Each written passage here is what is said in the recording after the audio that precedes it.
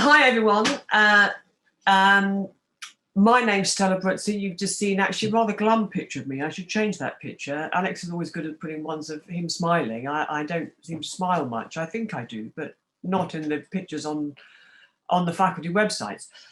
I do hope the start of term is going well, that you're adjusting to cliche alert, the new normal, and enjoying the transition to university life. This year's welcome season is pretty much unique across UCL in the sense that we've combined some of the standard elements of induction programs that you'll find everywhere, how and where to find the sources, with others that are more bespoke, even personal. What we've tried to do is to connect you with some of the key issues of our time and beyond the pandemic, and to help you forge connections with us in the faculty, to do with our teaching, our research, to give you a sense of who we are and what you might expect here at UCL. For example, I was involved last week in a session about masculinity, focused on my own research from a couple of years ago into film, also discussing two novels written by a lecturer in the English department, Matthew Sperling. Why the session though? You, the students, are why we're here. And what these few weeks have set out to do is connect you to our great university and help you get a sense of what you can gain from being here. I wanted to emphasize firstly that what we're committed to, that we're committed to listening to you as students and to act on what you tell us within reason, whether positive or negative. The student voice is there to be heard, not just in and via the Students' Union, for example, but in the classroom and the faculty. You are, don't ever forget this, why we're here. The all-student town hall we had over the summer, for example, to do with Black Lives Matter, has led to some serious thinking about our strategies towards race and racialization at UCL, and has also led to some concrete changes. There is the first all-student town hall of this term on Wednesday, the 18th of November, 12 noon to 1, and you will be getting reminders of that. One tangible outcome of the summer's town hall with the students was a selection of the themes for the faculty's Inspiring Minds Welcome Season: beginnings, the matter of Black lives, gender, sexuality and identity, climate change, and how we might beat a path to a better future, as well as how the local connects the global and the virtual. All of these themes reflect our commitment to diversity, change and difference, and were underpinned by our conversations and dialogues with our students. I'm now briefly going to hand over to two of my vice deans, and we can, if you really want, explain how the faculty governance works, but it might just be best left to the website. So I am in no particular order. Alex, I'm going to turn to you first, and then Sam, if that's okay. Alex. Hi everyone, I'm Alexander Sampson. Welcome to Tea with the Dean and some kind of vice deans myself. So I'm the vice dean for education in the faculty. Picking up on what Stella's just been saying, I just wanted to first of all acknowledge the scale of the task that we have undertaken and pay tribute to staff and colleagues, the digital education team, ISD, and others. It's been a very steep learning curve for all of us old dogs, and I hope we have learned some new tricks over the last few weeks. Now, I think staff have upskilled rapidly, often with hilarious results, and I think one of the biggest missed opportunities is the bloopers reel. I'm kind of really sorry that we haven't kind of kept some of the outtakes of us trying to do introductory videos or recording lectures and so on, and falling over or knocking, tea over on our computers or whatever it is. I think anecdotally, bar some issues with Media Central and Zoom integration that we had at the beginning, things seem to have gone remarkably well. And I hope that doesn't sound complacent. Of course, there are things which will have gone wrong. And, obviously, if things have gone wrong, please do let us know and we will try and fix them. I think we're finding out a huge amount about online teaching together, what works and what doesn't. and we're feeling our way into this new way of doing things, understanding the platforms. We've had some very interesting early feedback from our very dialogic faculty, and some stuff about breakout groups, the possibility of timers, who's able to leave and drop in, and there's some interesting stuff around that which we've been looking at just recently.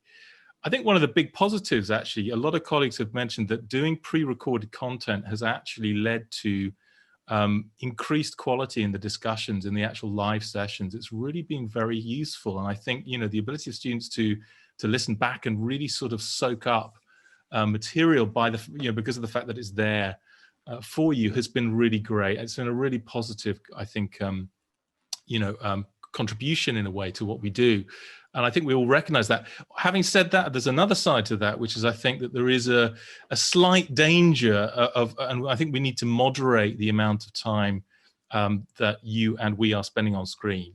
So I think there's a danger with all this wonderful asynchronous material that you just get more and more and more and more stuff. And I think we need to be a little bit careful about that. So I think there are kind of, you know, problems and opportunities. I think one of the key things that we've been working on in recent years is about how we use data. And we're not happy with the mere survey. And I'll say, you know, I think as Stella's just said, one of our key strategic objectives is to give much greater authority and power to the student voice, and actually recognize in a more fundamental way the cooperative nature of the university's mission. So I think appointing vice deans, EDI, and wellbeing is part of that. But this is actually a project that goes back some years. And we've been running focus groups, hosting educational enhancement meetings with departments, working on the annual student experience reviews, looking at the BAME awarding gap, decolonizing the curriculum. And there's been a lot of dynamic and active work from the Faculty Student Forum, for example, and I'll say a few words about that in a second.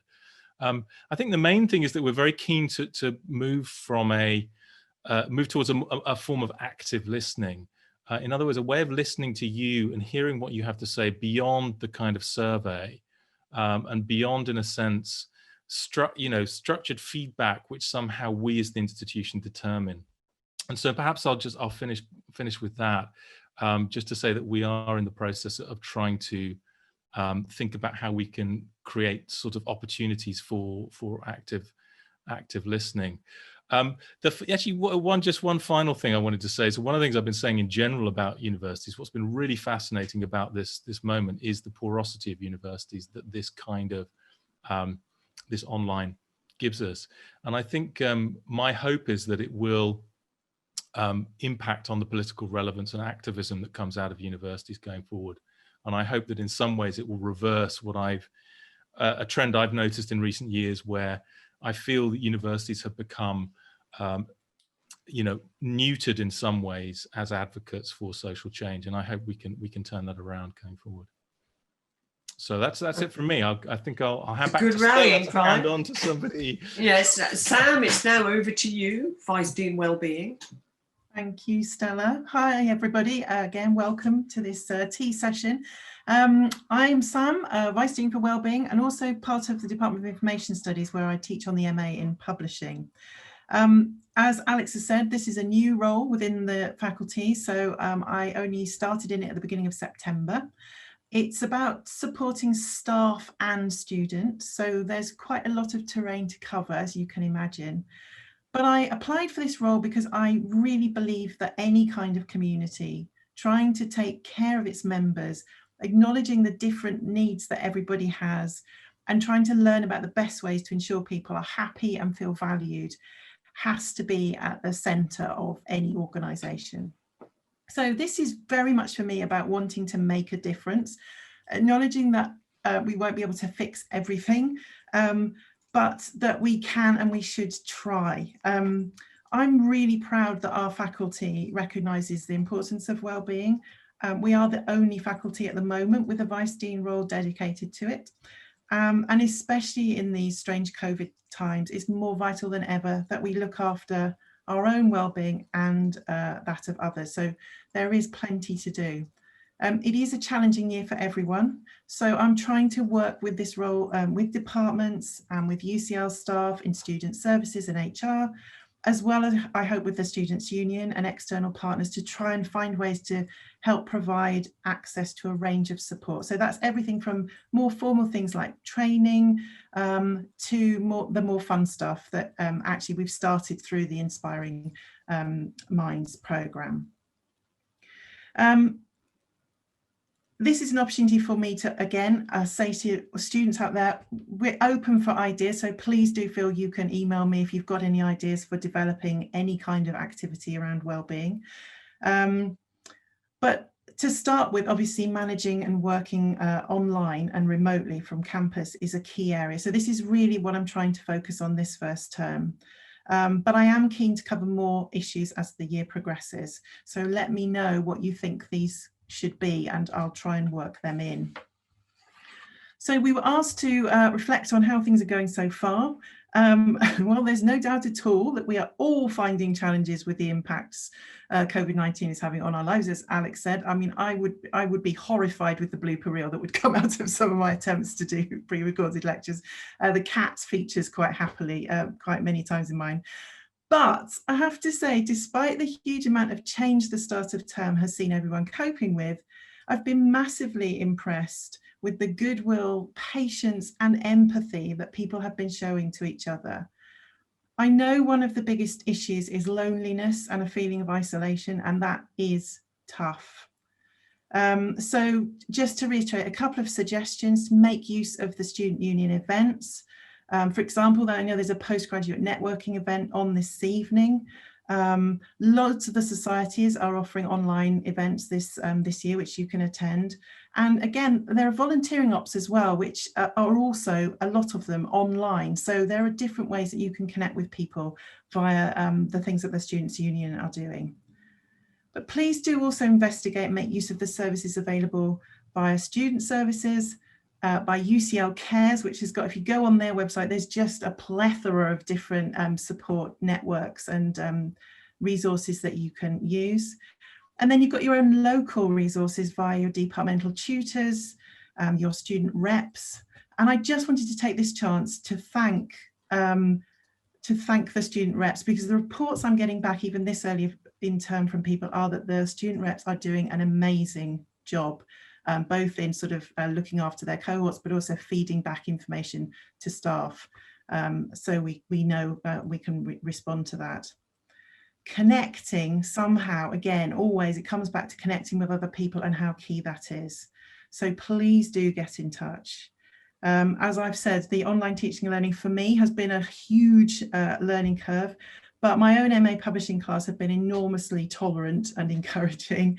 And it's made me realise again, the difference the smallest positive comment or GIF or emoticon sent at the right time can make. Somebody sent me a surprise package this week with lots, it just had silly things in, you know, some chocolates, a bookmark, that kind of thing. And I cannot tell you, it was just sheer joy to have something unexpected arrive in the post. And it just reminded me that one of the positives out of COVID has meant that post has become a real thing again. So super excited if you get something in the post. And I just want to finish by saying Catherine and Beth, who have organised this event, we were talking about this earlier on, and we got to sharing quotations that have helped us through this period, which I would recommend actually just keeping a note of them because they do help. And Catherine reminded us of one from Maya Angelou, who said, "I've learned that people will forget what you said, people will forget what you did, but people will never forget how you made them feel." And that's probably much better articulated than anything I could try and say. So I'm going to leave you with that and just say that I hope we can help make you all feel supported and connected this year. We do want to, and we are trying. So please let us know how you are doing so that we can get better at doing that. Thank you. Sam, that's lovely. Thank you. I want now to turn to our students here. I'll let them introduce themselves. They're going to tell you a bit about themselves, their programme, their year of study, and they're going to share one highlight from their time at UCL so far. So can I start with Evie? Yeah. Hi, everyone. So my name is Evie. I am a second year student at UCL studying English. And I would say my highlight from my time at UCL was I directed a play for UCL Drama Society in February of this year, right before kind of everything went a little bit crazy. It was an amazing experience. It was on for a couple of nights in the Camden People's Theatre, which is a beautiful little theatre just off of campus. Got to work on an amazing original script by another UCL student. And yeah, really gave me a flair for directing, which I'm now considering as a career. So an amazing opportunity within UCL Society. So that's, yeah, definitely my highlight. That's lovely. Thank you. Deepali? Yeah, hi, I'm also a second year English student. And a highlight from my time at UCL has to be also theatre related, performing in A Clockwork Orange at Bloomsbury Theatre in March, just before the COVID-19 outbreak. It was such a professional, high quality, large scale production. There was so much adrenaline and the cast was phenomenal. I met some of my best friends at UCL during rehearsals, and I wouldn't have been able to meet such a diverse range of talented people otherwise. There's such a community amongst us still, which provided so much support during lockdown. And yeah, it's definitely the highlight of my time so far. That's great. Thank you. Maurice? Hi, everyone. My name is Maurice. I'm a fourth year ESPS student. So if you don't know what that stands for, it stands for European Social and Political Studies. I would say that my highlight of my UCL journey has been being invited to events such as this one, and really feeling like I was having an impact within the UCL community by taking part in the open days, welcoming new students, curating an exhibition for Black History Month in 2018, and yeah, just taking part into the day-to-day life on campus. Been a great. That's great, thanks. And actually, even before I come to you, I was going to say that towards the end of the session, we're going to give you some information first, but we've left plenty of time for a question and answer session. And I think Beth is collating, one of my colleagues, Beth, is collating questions if you want to put them to me and to others, which we will come on to later when we've given you a little bit more information. So I didn't mean to interrupt, but I think I probably should have said that at the start. Elin, is that right? Yeah, that is. Thank you. Hi, everyone. My name is Elin, and I've just started my third year for an English degree at UCL. It's difficult to choose a highlight, but I'm going to go for an academic one. It was the beginning of my second year at UCL, and I was struggling to find a topic or an idea for my essay, and I decided to go with a book that has a very special place in my heart called Turtles All the Way Down by John Green. And at first I was quite apprehensive with the idea of taking something that I really love and kind of applying a sort of critical framework to it. But just going to my tutorial, I discovered that my tutor had the same engagement and the same passion for that book. And I remember just feeling like it didn't feel like I was in a tutorial or like an academic setting. It just felt like I was talking to someone about something that I really loved. And I just left there feeling like I'd learned more about it. And I just remember thinking that was really a highlight for me. That's lovely, thank you. And Kieran?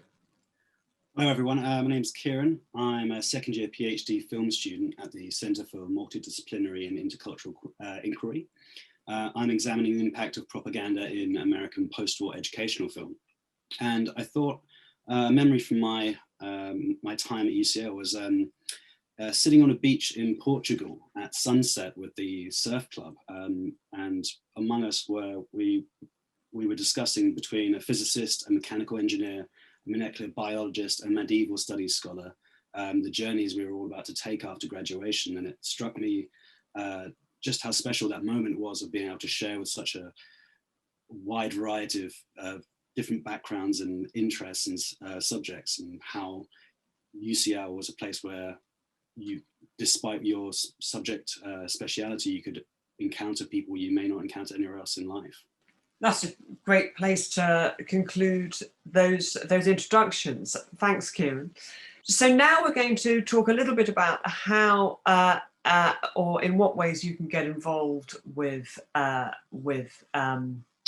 UCL and with the faculty. If I could move my notes. So with again an emphasis on the importance of students making their voices heard, on speaking out. We want to talk about getting involved with the faculty, but also about the benefits of the staff-student relationship, the staff-student partnership. Sorry, I think that's probably a less ambiguous word. Shaping the educational experience.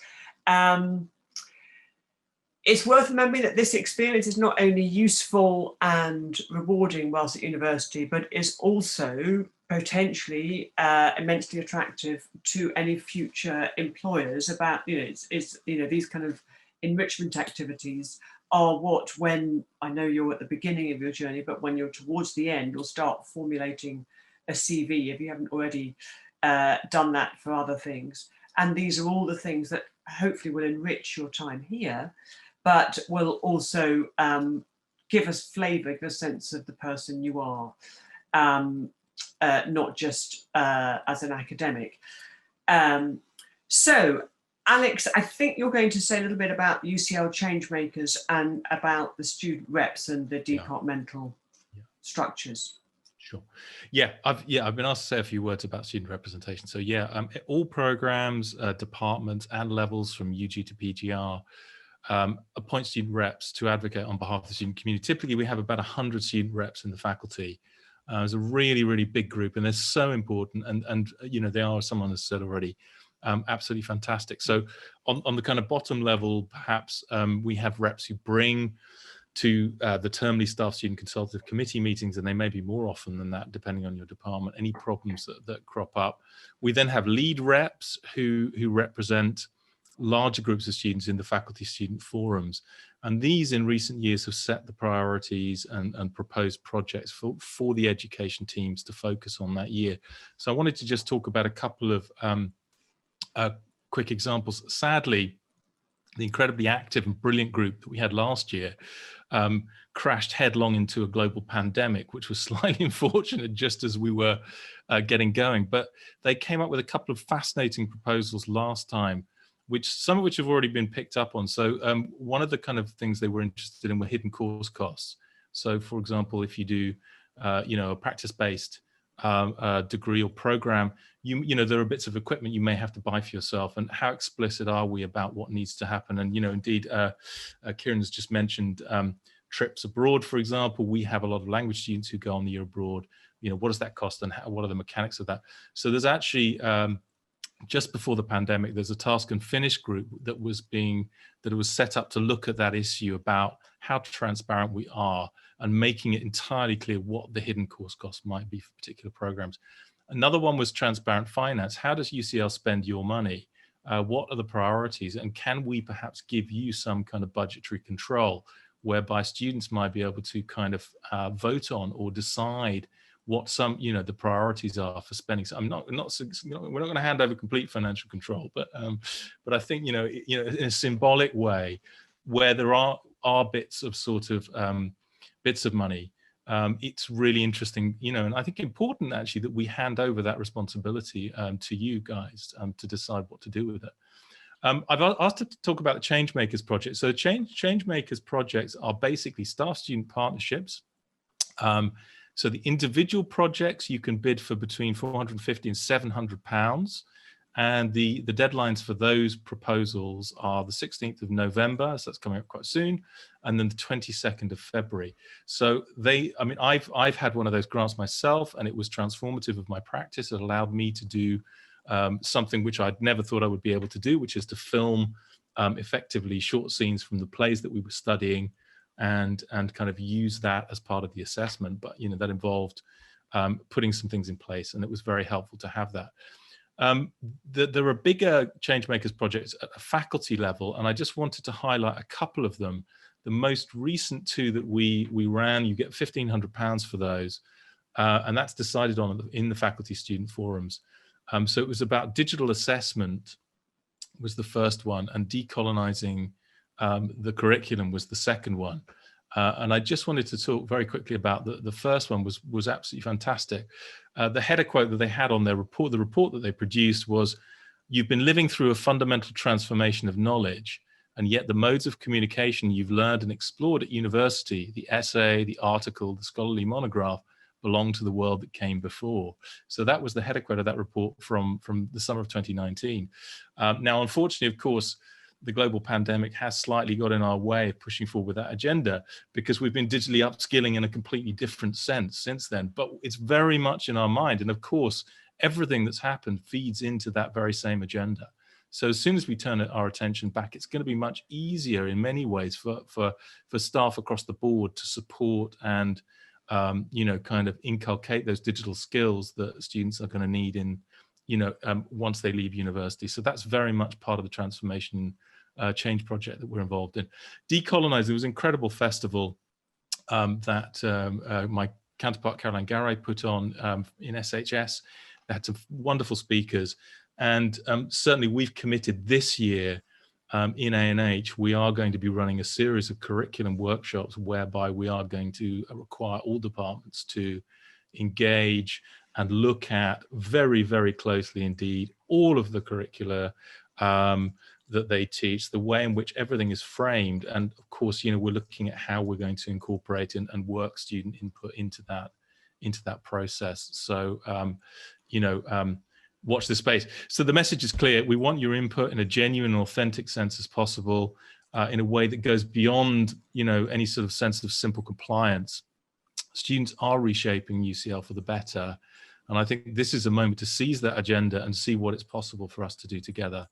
I think last summer was a lovely example where the energies of student activism were a catalyst really for us to act and feel our responsibilities more keenly than ever. So I just wanted to kind of, maybe just leave you with that thought. Thanks. Thank you. Now, Deepali, would you to take a little bit of time to talk about the I have mentioned the Black Lives Matter Student Town Hall. It would be really great to get a sense of your experience of having chaired that and what you think, and of activism within the UCL community, and how important you feel that is. Yeah, sure. As you said, I chaired the town hall meeting over summer, and I am such an advocate for those meetings. They provided a much needed way for students' voices to be heard. I got involved because I believe that students need to and should be at the forefront of shaping UCL. Actually, in the Sarah Ahmed event during Gender and Sexuality Week, Dr. Natasha Tanner mentioned that Ahmed herself insists that if we're going to be working in and studying in institutions, we must work on institutions actively. And I completely agree. So yeah, I think that it's really important to have a space for students' voices to be actively listened to, and for meaningful conversations to be sustained and actions to be sustained in regards to racialized inequalities in our institution. In another event that took place during the Inspiring Minds Week, myself, Noella Kalasa, Dr. Victoria Shawunmi, and Dr. Natasha Tanner read some of Audre Lorde's work, and we talked a lot about where the onus should fall regarding decolonization work and anti-racist work in institutions. And I guess the fact that it shouldn't, this emotional and intellectual labor shouldn't fall on Black students and staff at UCL. And so I guess the town hall meeting and other, I guess, pathways into activism and meaningful work at UCL, such as UCL Justice Collective, are incredible and important now and always. It should be a continual education and a never-ending process of reassessment and change within the institution. And so getting involved and attending town hall events and other events are massively important. Because I mean, Black Lives Matter, the movement has surged for some, but for a lot of Black people, it's been a sustained structural critique, and it's something that is always present. So I guess we need to remember that. Yes, that's great, and I mean, it just leaves me to reinforce the fact that the point of the town halls of the all student meetings is that they are led by you, and so they, you know, so that your concerns should be the ones that dictate what is being discussed. It's not a forum for me and my colleagues to simply tell you things. It isn't didactic in that sense. So thanks for that. And I was hoping, Elin, you could say a little bit about department societies, because and talk about your experience there, so people get a sense of that as part of their student life. Yeah, certainly. So just starting up, when I first began UCL back in 2018, I'd come from a school which was absolutely tiny, where you meet people about 6 or 7 times each day.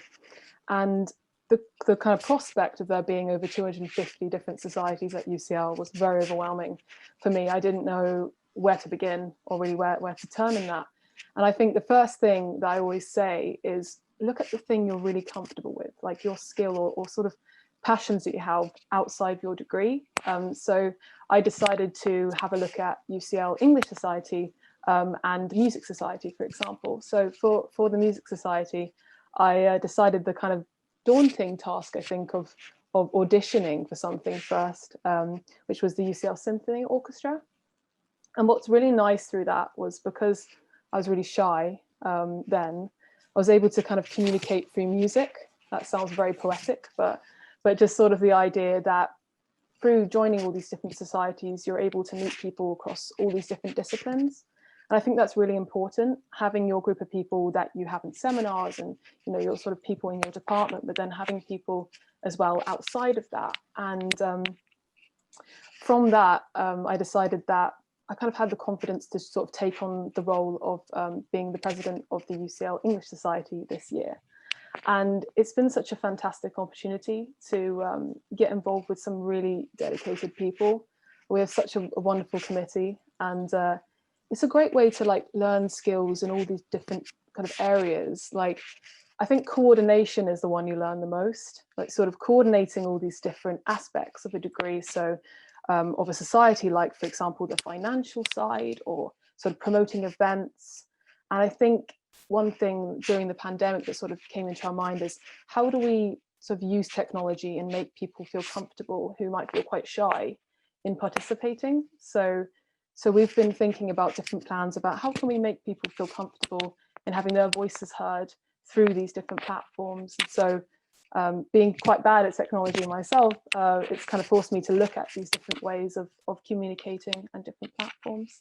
So I definitely say the main thing with societies is to have a look at the things that you're interested in outside of your degree, and know that that's always a good starting point to talking to people, learning how they have those interests.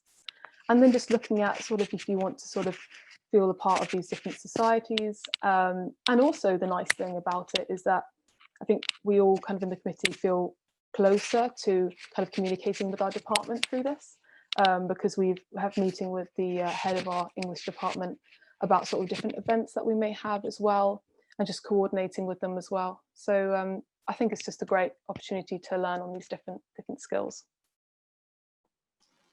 That's great. Thank you, Edith. Now, I'm mindful of time. We've got quite a few questions beginning to come up in the Q&A, but does someone briefly want to outline the student buddy scheme for the new students, to explain what it is and how it works and how you feel you've benefited from it? Are you all student buddies, or is anyone here a student buddy? Yeah, I'm a student buddy. Maurice, well, what about Maurice? You haven't said anything for a while. Is that all right, Elin? Sorry, I didn't mean to cut you off, but Maurice, do you want to explain the student buddy scheme quickly? Yeah, so just in a couple of words, the student buddy scheme is kind of about welcoming new students into UCL and writing blogs to kind of tell them about the life in London and some tips and advices. And it's also about maybe running welcoming events for offer holders or prospective students of the faculty. Okay, That's great, thank you. Now, I might go on to, we've got most of the questions are in the chat, panelists, so I'm just, I'm chairing this, but I certainly don't expect to answer all of them. Actually, I'm going to start with the first one, which is here, which is a student asking, I'm missing the random encounter with new ideas, talks, events, etc., a flyer on the notice board. How do we replace that? Do the students, how have you replaced that? And I wondered, actually, one thing that's come up with the things, I've got sort of several captive members of the English department I can ask you, come up as something which, and I know some of the English lecturers are doing, and they're doing their lectures, even if not face to face, they're doing them live with Q&As after. Is that so? I don't know whether you want to talk about that, but how would you tackle the question about missing the random encounter? I guess I can. Yeah, Evie, you were nodding. Yeah, it's difficult. It's a big change, I'd say. But personally, I found the live lectures to be, I think, really great for both staff and students, because I guess you log on in the morning and you see kind of a lot of familiar faces. But I think it's also really good for our professors to feel like they're not just like lecturing into the void, that they're kind of lecturing to students. And yeah, most of them have been doing, even if their content is pre-recorded, doing like a little forum or a live Zoom Q&A afterwards. And I think in terms of, you know, non-departmental stuff, or whether it's societies in the department or outside, I think personally for me, through the society committees that I'm on this year, there's a real collective effort to move things digitally. So a massive emphasis on social media. And that's the way that we've been kind of trying to engage new freshers, because obviously in today's day, and particularly during the pandemic, social media has become kind of instrumental to the way that we communicate even more, I guess. So yeah, I would say look out on social media for your society things. And also I think there's a little bit more of a kind of consensus that it's okay for you to like email your professor with a question and they're like more than happy to answer. I think a lot of students previously were kind of like scared about emailing people, you know, you're told to like find the answer yourself first. But personally, I've noticed a big difference in that there's more reaching out to students, and there's kind of like this collective real effort to make sure that everyone is I guess thriving as much as they can.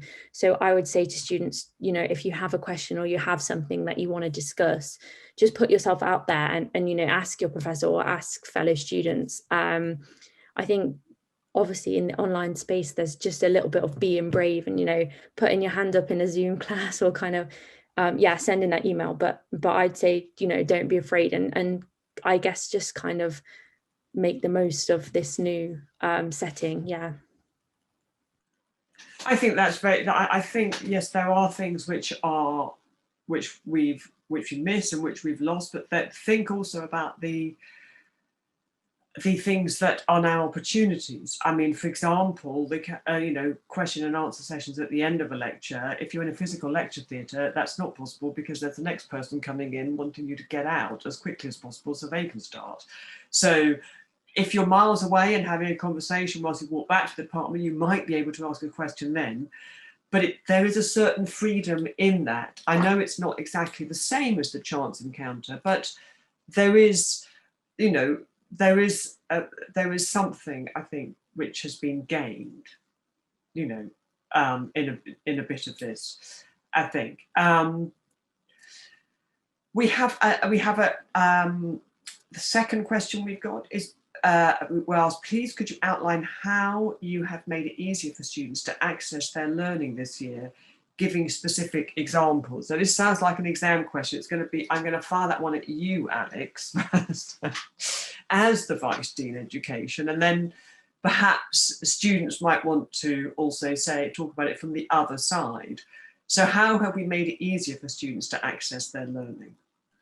It's a very, as you say, that's a hard exam question. I mean, I think one of the discussions that we had an awful lot about, you know, and of course, as Vice Dean, I have a kind of bird's eye view of what's happening. So I hope this did happen everywhere.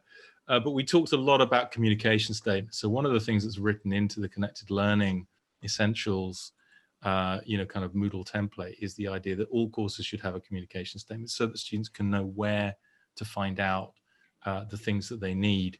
So I think that was the kind of the first gesture in a sense. And I think, just thinking a lot about the way that things are structured, how do you structure and present things? And I think in the past, where you're in a live classroom and you can say, yeah, it's just there on this bit of the page, or you just find out, people can ask you, it's much easier. Whereas if you're coming at it in that virtual space, you don't have the sort of the guide in a way on hand necessarily, then you just need to ensure that it is very clearly and well presented.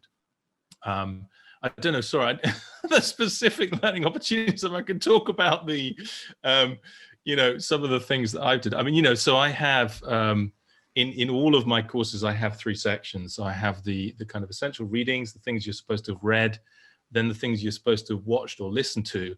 And then I have a section which I call layer cake, which is kind of the sort of icing on the cake, the twiddly bits that you could have a look at if you get really interested and passionate in that area, but which you're not expected to necessarily read. I think another thing which is really, really crucial is actually something I've got in the habit of doing is putting timings after the little kind of digital bits. So this is going to take you 15 minutes to watch. I would estimate it'll take you 45 minutes to read this article. So I think, it's about developing those kinds of habits of signposting effectively in that space. And also getting better and more skilled at presentation, really, in general. And that's great. Thank you, Alex. I think you scored quite highly on the answer to the exam question. But what about the students? Are there any, because obviously none of you are first year, so how does this compare in a sense? Are there things that have been made easier for you as students going online? I can talk a little bit. Okay, yeah, Elin, go on. I think the kind of main thing we've been given more seminar prep for most of our seminars, where we've been given sort of lists on sort of extra research we can do and specific questions. I think that's something that's really helped us kind of narrow down our focus on what we need to prepare for, so that we sort of are able to use those 2 hours we have maybe on a text more focused on that. I think that's what's helped me the most.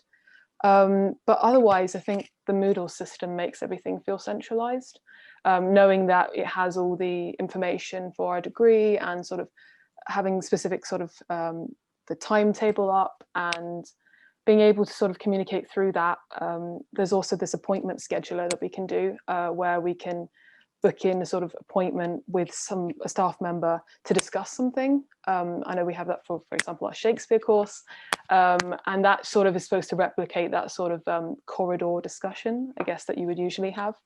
And so I think mainly having everything centralized, having sort of folders on Moodle as well that has, if it's all clear, really, I think that's the main thing that we need, I guess, as students, is just to feel like we know where to go for the information so we can best prepare for it.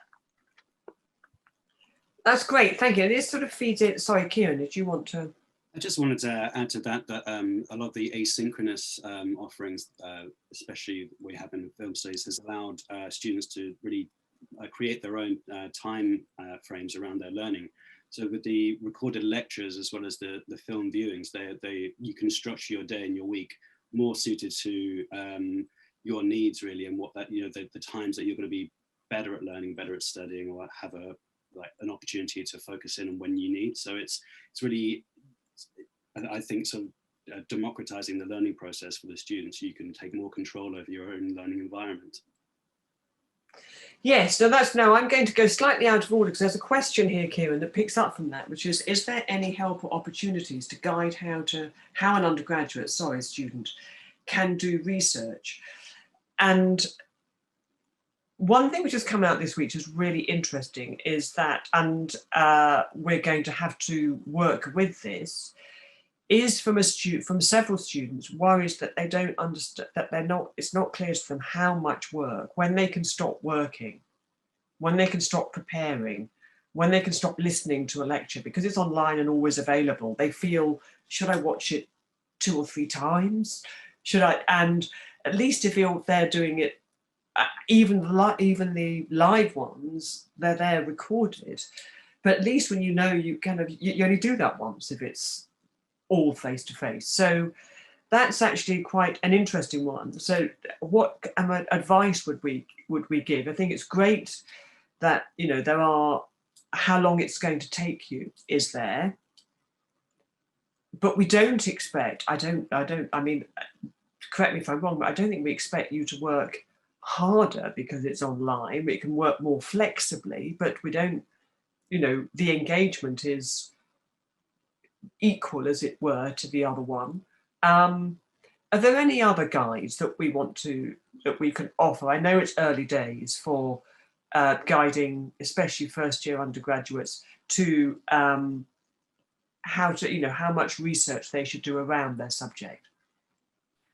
Could I just say for you, I mean, you know, I think one of the things that I should probably just mention in regard to that is that, you know, UCL is a university where we advocate and promote research-based education.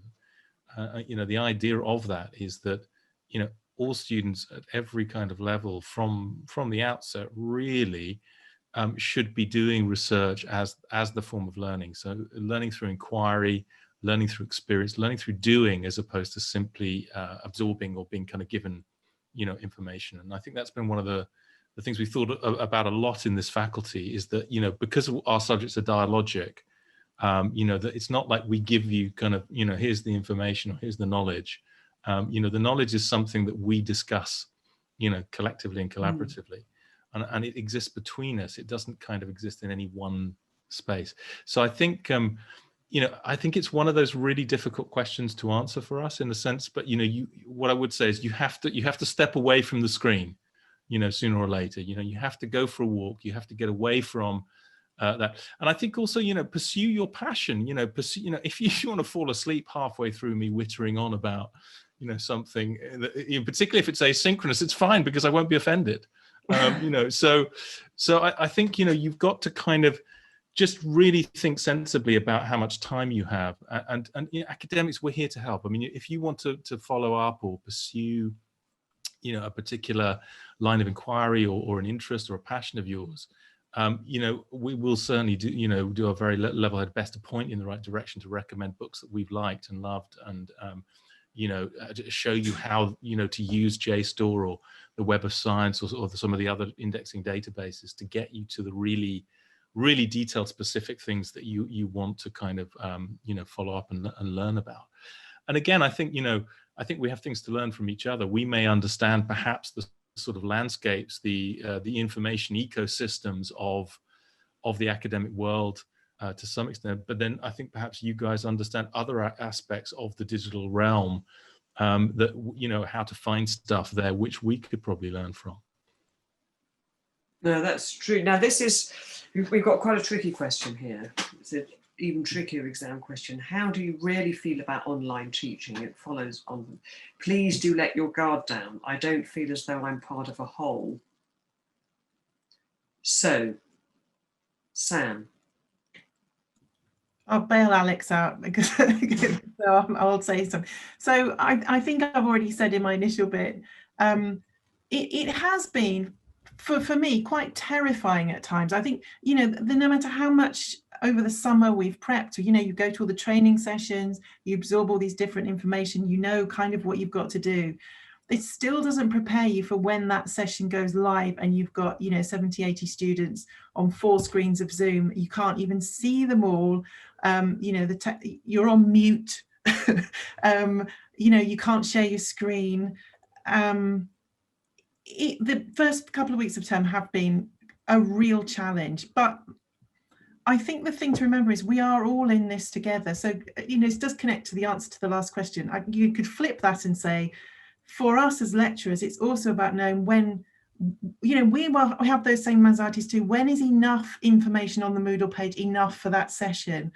And I think for my class have started, you know, on our course to push back a bit and say, Guys, it's too much. It's too much. Like, can you stop being quite so enthusiastic and posting quite so many interesting links, because we can't cope. So it's about then saying, okay, all right, well then, you know, there is a limit to what all of us can do. There is a limit to how much time we can all spend online, and we can all spend preparing. I mean, we could prepare forever for a session on what, you know, because we want to pack as much as possible.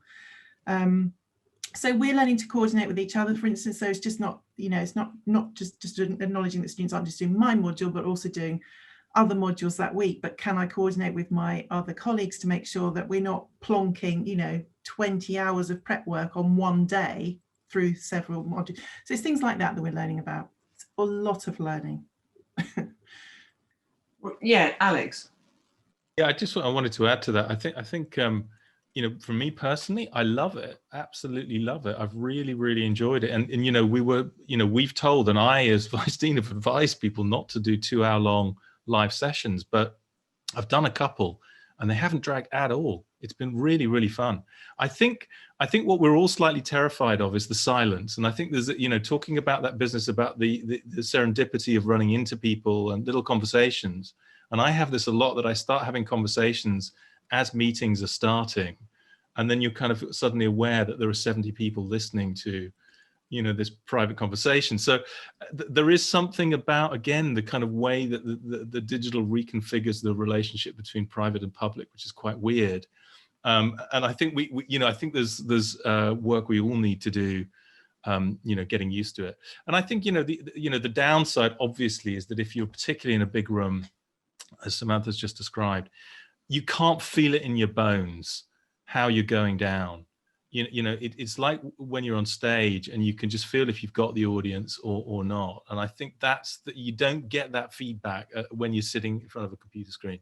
So that's the tough one from my perspective.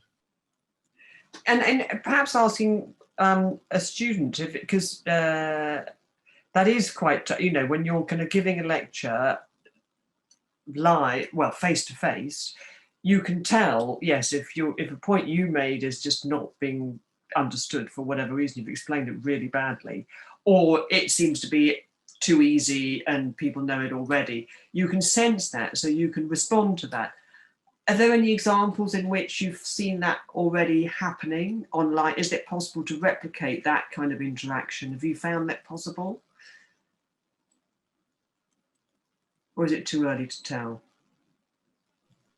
Like personally, it's a little bit too early to tell, but on the like topic of online learning, I don't know if it's the same for other students, but I found that quite strangely, paradoxically, there's been an increased sense of community. There are so many, it feels like there are so many more opportunities available now, even like within departments. For example, in the English department, we have Dr. Rachel Holmes, who does Shakespeare Goes Viral, readings of Shakespeare plays via Zoom. And so whilst there is inevitably a distance and there isn't the kind of intimacy and the privacy of face-to-face one-on-one conversations, I do think it's established a very different sense and a very humanizing sense of community, I guess. That's great, thank you. Now I've got a question specifically for you, Kieran, so I can't give it to anyone else. Just how to prepare for a postgraduate essay. Would it be different from an undergraduate essay? How to be successful in postgraduate study? So over to the person who's been successful in postgraduate study. Yeah, it's quite an interesting question there. I would say there's quite a lot different, and to prepare yourself, I think one thing is you would have a lot more time to discuss with your tutors exactly what your approach will be, your methodology, planning out the specifics of what you want to focus in and narrow it down. There's a lot more focus in a postgraduate essay, I think, than you're going to find in an undergraduate essay. But I think it allows you to really investigate something, really like drill down into an idea that you might have that might be a bit more generalized at an undergraduate level. But I think there's an opportunity there to really find your feet and find your interests and be a lot more specific. Okay, and no pressure at all for the members of the English department here, but in the graduation earlier this week, John Mullen was giving a short oration to the student who got the overall faculty prize for the best, for the best degree result, saying that basically, that his work at the end of the third year was, equivalent as far as John was concerned to postgraduate work, but that's very uncommon. I think that you find in my experience, for those postgraduates out, for those PGR students out there, I felt I kind of knew my voice when I was an undergraduate. I definitely realised that happened when I was a PhD student. That's when I became the person I am, really, even if, the undergraduate experience was really great. So now I'm going to end with, and I might slide away, I'm going to leave you panelists to do a final few reflections on some thoughts on your experiences here at UCL as students after this question, because this is one of the things about, you can hear that ping, is my next meeting. And one of the things about online things, you can't just sort of just turn up late. Well, you can, but you're aware that you're turning up late because there's a conversation happening in the corner of your screen. So here is a really, really, really difficult exam question, right? How is the faculty responding to recent government pronouncements, by the government, that at least schools are not allowed to teach white privilege as an uncontested fact? And Kemi Badenoch's call for critical race theory to be banned.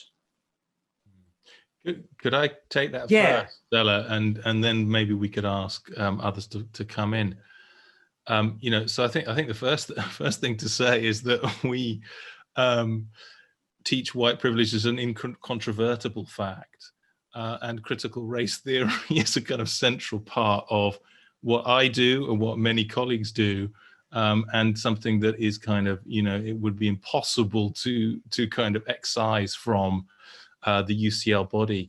I would just very quickly mention the Sarah Ramon Parker Center for Racism, for the Study of Racism and Racialization, and point out that we have a new MA program starting, I think, next year on race, racialization, and post-colonial studies. We are, in that sense, we are deeply invested in that. We've got a new post-colonial studies post in the English department, which is in the process of being appointed. And these may seem like baby steps, but we are committed to go much, much further. These are simple, those are just a couple of examples of some of the things that we're doing. But so from my perspective, I hope what I said earlier about the neutering of universities, I hope this is a moment where we can begin to confront governments in a really very, very seriously political way, because this is not acceptable. It really is not. And I think we have to look at evidence. We have to talk to people who actually know what they're talking about. So we as a faculty will be kind of acting, I think, in sort of in keeping with that, what I've just said.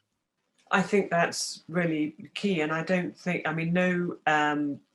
there's no department at UCL which is going to in any way ignore the events of the summer and the issues in the question, and will engage critically with every aspect of this. And I think not just race and racialization, but also how also engage with, for example, colonialism, and engage critically with that, and that is part of our history, part of our heritage, and we're not going to ignore it, but we are going to engage with it. Do any of the students want to talk about this? Talk about the teaching of white privilege as an uncontested fact, and whether or not we feel that is changing, whether we're going against that? Have things changed whilst you've been here as students? If I can pitch in, yeah, definitely. this starting a new term, even in the last few weeks, myself and other students have seen a noticeable shift towards reinstigating these conversations. There are many changes on reading lists already in departments, and there is an active push to continue education, to continue departmental action against systemic racism. And I guess in response to the question, that needs to continue. And I'm glad to hear from both you and Alex, Stella, that there's going to be a push within the faculty against the government's attempts to reduce realities of racism to some kind of narrative. And it's massively reassuring. And there are different ways in which that's happening. I mean, Alex mentioned, again, because there are several members of the English department here, that there is an appointment in train, that the process has started for a postcolonial literature specialist. And I think that's just one of many that we would like to appoint at the moment. Obviously, universities are financially, it is not an easy time, but it's absolutely something that we are still actively engaged with, looking at how we teach, what we teach. Evie. Yeah, I was just going to add to that and say, I kind of think that there's a sense of momentum, and that we've got kind of a duty as both staff and students to keep that momentum going, and that this is going to be kind of a gradual journey, like you say, with appointing members of staff, but I guess kind of that commitment and I guess that momentum and kind of always striving for better, and always kind of doing more and committing to this kind of education, I think is so important. Like Dipali said, in the English department, I've seen it massively in even the first term. Things like set texts by Black authors is such a hugely important thing, and it's so great to see more of that, and to have those stories being told kind of alongside the kind of predominantly white canon of literature, because unfortunately that is kind of the way things are, but I think hearing those voices and hearing those stories is something I never want to stop doing in my studies. So it's great to hear that commitment is ongoing. Yeah. Well, that's great. I mean, we've had such interesting, thoughtful questions from you. Thank you so much.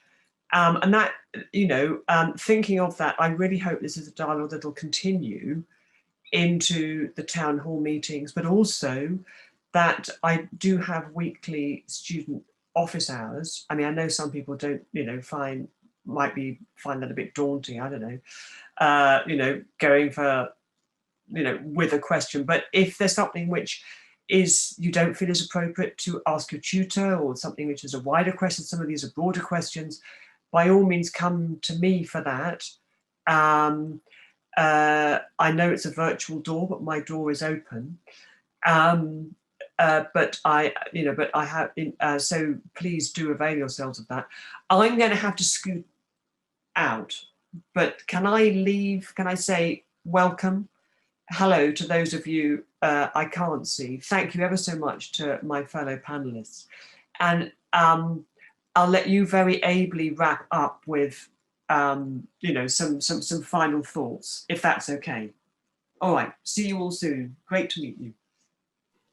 Thanks, Stella. Bye. Good luck. So, yeah, is everyone going to want to have a final thought? I mean, I think that on the program, and Beth, you'll correct me if it's wrong, but we were going to say, give one piece of advice we wish we'd known when we started our kind of university journeys. So I think probably my piece of advice would be to ask for help, or to just ask, just talk, just speak out, don't be afraid, approach people, ask questions, and you will find things out, and hopefully things will not escalate if you do that at the right times. So that would be my piece of advice. Sam. I would echo that, but and perhaps take that into sort of more social. So I know we're all not on campus at the moment, but it's that idea about keeping your own, as Stella's just said, virtual door open. So the biggest lesson I learned when I started university was, as cripplingly shy and homesick as I was, shutting myself in my room, and I could hear everybody else, kind of all the noise of people outside, did not help me. The minute I left my door open and put the kettle on and, you know, people started coming in, I realized there was nothing, you know, everybody was feeling the same. And it's that connection again with people, isn't it? And realizing that you're not on your own, that actually a lot of people feel shy and find this kind of thing difficult. And then it was okay. So yeah, that would be what I'd say. Great, thank you. Evie? I would say my biggest piece of advice is to be yourself. I think at university you meet so many different people from a range of different backgrounds, whether that's school or kind of how they've grown up. And I think there's a tendency to kind of try and mold yourself to a certain group of people, try and, you know, fit in with certain people. But I think be yourself and kind of stay true to yourself, and you will find your people. You know, it might not be in Freshers Week, it might not be in your first term even. I know that I didn't find my, you know, really good friends until sort of later on in my first year. But just trusting in yourself and knowing that you'll find your people as long as you are yourself. I think that's my main piece of advice. Don't try and be anybody but yourself. Brilliant, thanks, Evie. Elin? Yeah, so I would say knowing the various different ways you can get support at UCL is such a nice thing to have. Even if you don't need that support straight away, I think it's nice to have, you know, the list of kind of who you can contact in those scenarios. So that can be sort of academically related, pastorally, or sort of special needs. So UCL have this system called Ask UCL, which is this really nice way of sort of streamlining inquiries that students make. And I think just knowing where they are, it just kind of makes you feel less anxious, I think, if those things arise, and really going to a tutor. Everyone wants to help, really, at the end of the day. Brilliant, thank you. Dipali? Yeah, mine would be to remember why you're here. You're here because you're passionate about what you're studying. So remember to enjoy. It's easy to feel overwhelmed by university work and life. Sometimes take a deep breath, step back, and just remember and appreciate how lucky we are to be learning with and being taught by incredible minds, students and stuff alike. So remember to relish it. Brilliant. Kieran? I'd say discovering your study space. There are so many places in where you're not just tied to a desk or a place or an environment. And I know my study happy place is the periodicals reading room at Senate House. But there are plenty of places on and off campus where you can focus in and find something that suits you and your way of learning. So don't feel tied to any method or to any place. Explore, be bold. Brilliant, fantastic. Look, I think we really ought to wrap up there, because I'm sure people have other things to do, more interesting things than having tea with the dean. So, and she's gone anyway. So, so I think that the time has come to wrap up. Thank you all very much for being here. I'd like to say a huge thank you to all the panelists, all the students who came along. And yeah, I'm just, you know, let's keep kind of talking like this. This has been really fun. I've really enjoyed, you know, chatting with everyone today. And, you know, do get in touch with if there's anything that you want us to kind of take on as, you know, as your kind of faculty team. Sam, do you want to say a last word? Just keep connecting with each other, look at all the wonderful opportunities out there for events, and just getting to know people. And yes, as Alex says, we are here. We do genuinely want feedback from you all in terms of how to shape this year. So just, yeah, keep in touch. Thank you all very much. Great, fantastic. Have a great weekend, everyone. Bye. Bye.